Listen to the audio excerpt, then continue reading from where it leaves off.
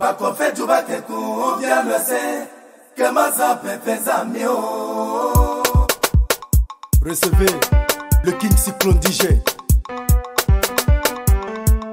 Frappez-le. Bakofé du bakekou, on vient le sait. Que ma zappe fait amio. Isho Yabo, le menuisier Choco, depuis Kosandi. Bakofé du bakekou, on vient le sait. Que ma zappe fait amio. Mon cher Roba, mon Dieu, mon cher Roba. Bakofé du bakekou, on vient le sait. Le Brésilien Tolinho. Maintenant, ma voiture m'est bien gênée. Et t'as un bébé qui comprenne. Pour ça, dis-le. Y'a un bébé qui te rend un bébé. Bakofé du bakekou, on vient le sait. Abbé Athé Simplice.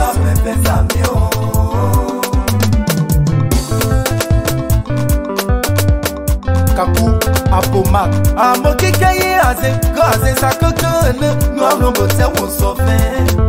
Pour le tempo c'est Chicago noir. Attends, je vais pas comme c'est ça. Et qui fait Oya ne Chicago c'est. Étonné, voyez nos poulets au soir. Oh batte, yo batte d'aba balé. Batte, batte jalousie. Kaye maye non vivant. Anna Michel.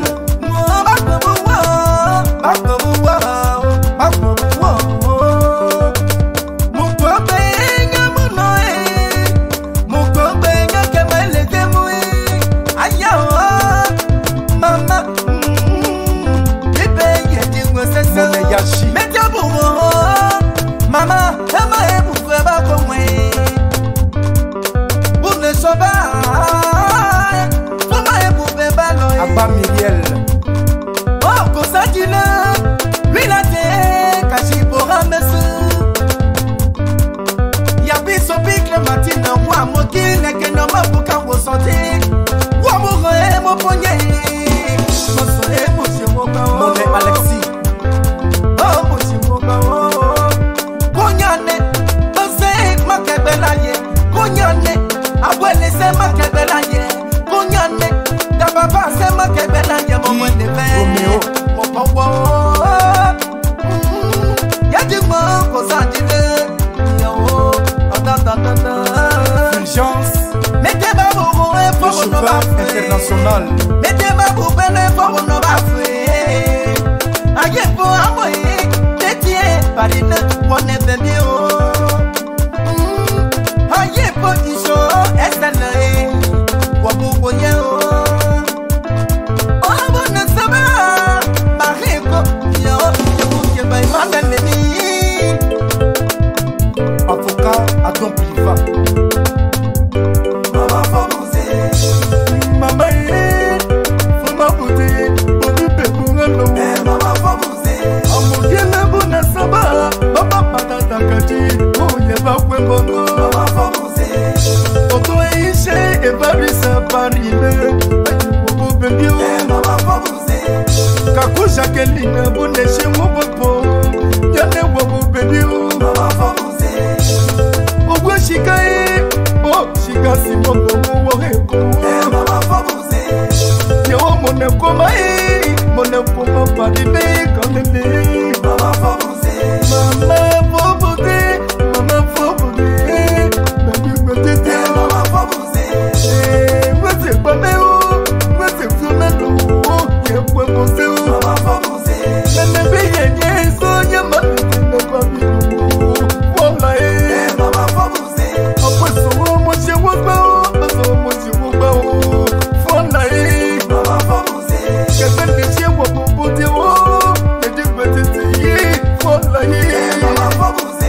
Bowoso Baba Bowoyo. Mama Eye Baba Kwebo. Maman Famouze. Abara Moi Baba Yewolo. Bebe Eko Kwesese. Maman Famouze. Baba Woye Saka Ato Ishoye Woye Saka Nyoke Penoti Afe. Maman Famouze. Yabe Apo Micheline Ane Amababimo Oto Pweo. Maman Famouze. Yabe Sowe Blao Neshi Wote Osawa Yato. Maman Famouze. Apesha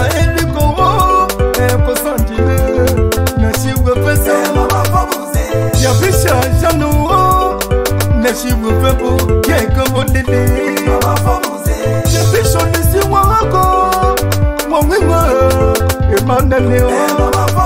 Agba bẹ̀tẹ̀ ewo. Des machins maïs. Et pays comme vous.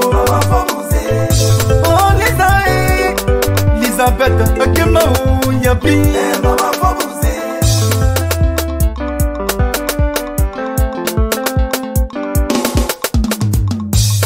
Ok, je me pose souvent des questions. Pourquoi l'homme noir ne veut pas voir son frère réussir? En Afrique, tout est difficile. Bref, chapelez comme tu veux. Tout bébé, tout bébé, tout bébé, tout bébé, tout bébé, tout bébé, tout bébé, tout bébé, tout bébé, tout bébé, Clémentine tout bébé, tout bébé, tout bébé, tout bébé, tout bébé, tout bébé, tout bébé, Clémentine tout bébé, à mon kilo, y'a quoi beau, y'a du me, Clémentine tout bébé, et moi et moi et moi Clémentine oui oh consenti babo woye o babo bébé maman faut goûter y'a bien maï j'ai beau Thérèse on est bobo bébé o golé o wesha o Monique bobo woye o golé o wo pole wo hopo wo mimo golé ìṣòro zina aneme boye o kolele Clémentine we feza aye poko ni ele neji we feza o ko sanjide ye kolele ya bi arma owe inyasa agba Clémence neji ze bowo kekekele mu